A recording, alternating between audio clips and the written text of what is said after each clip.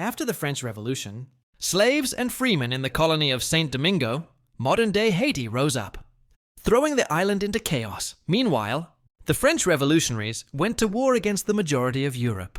And although they were able to defeat the Spanish, who controlled the east of the island, the British seized a number of coastal towns. So in order to try and gain the loyalty of rebelling slaves, the French agreed to abolish slavery in 1794. This encouraged the slave leader, Louverture, to swear allegiance to France, and he helped stop the British advancing first. The British began to lose a lot of men due to yellow fever, but real power in the colony was split between Louverture, who led the free black men in the north, and Rigaud, a mixed-race general in the south. Rigaud and his largely mixed-race army had rose up against the French, but aligned themselves with the French government early on. But one of Rigaud's generals, Jean-Louis Velay, fell out with Louverture over territory and power.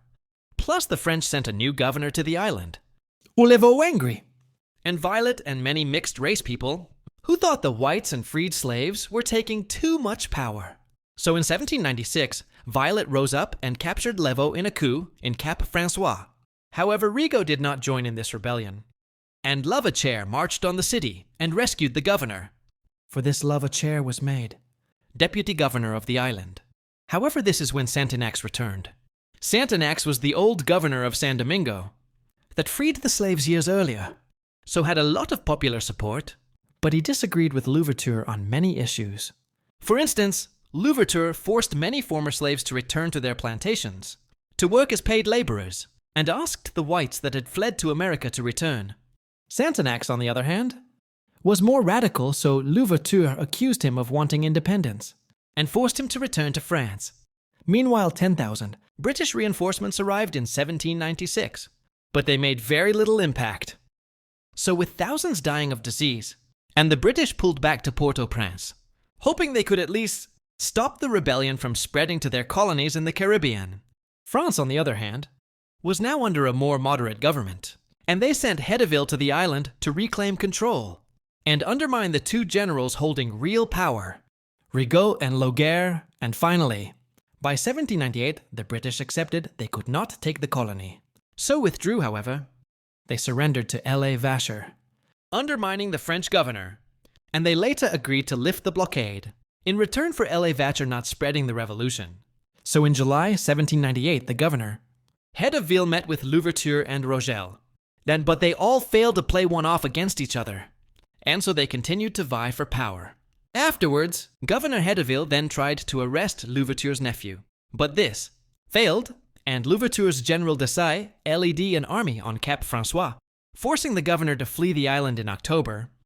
And although France was not trading with the United States, due to the quasi-war, Louverture made another secret agreement, which allowed the United States to trade with the islanders. This meant that Louverture, whilst still being loyal to France, was trading with two nations, whereas beforehand, the colony could only trade with France. And although he still had support from the new French governor Rome, he still fight for power against Rigaud. But it was Rigaud who decided to strike first in June 1799 by seizing border towns and massacring the black and white people living there across the island. People rose up, and one of Louverture's prominent generals, Alexandre Pétion, decided to switch sides, to fight alongside his fellow mixed-race people. But Louverture and his generals, Henri Christophe and Jean-Jacques Dessalines, responded quickly.